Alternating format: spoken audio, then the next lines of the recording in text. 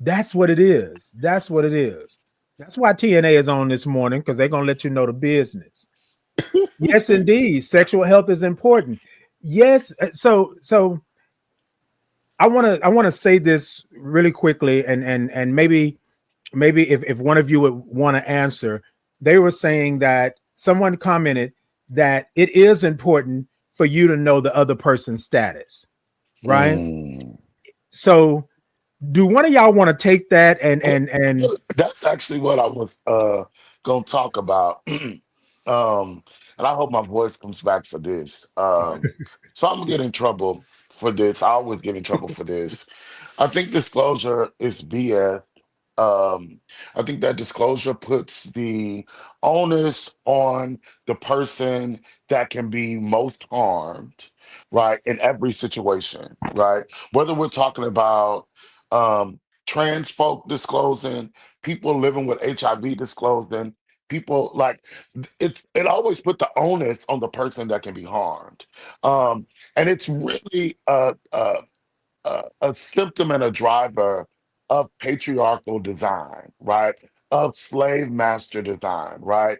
If you are in disparity, then you should have to come out and you should have to uphold and feel empowered because you are clean, because you are good, because you are uh, uh, because your health is in good condition, right? It's like all of these things.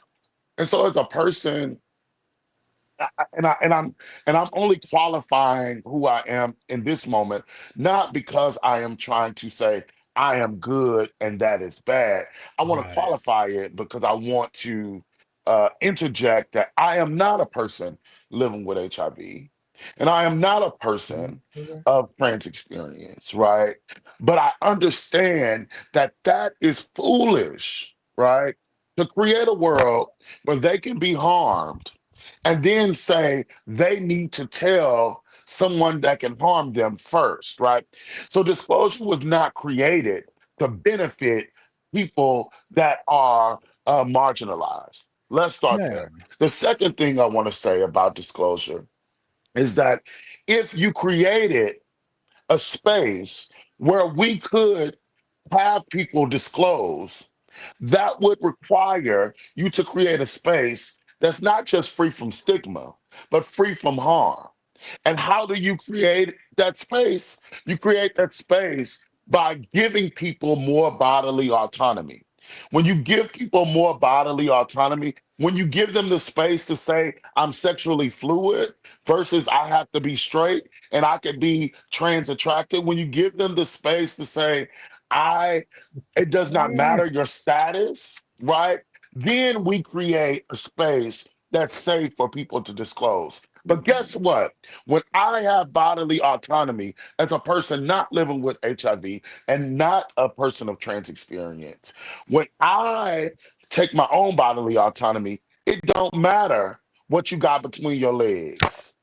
It don't matter what we who the top and who the bottom. Because guess what? I'm already protected, baby. Mhm. And so I think that we miss that conversation because we're so nosy and we don't want to take accountability. And that is not the way to support marginalized communities. Yeah. Where them fans at? Yeah.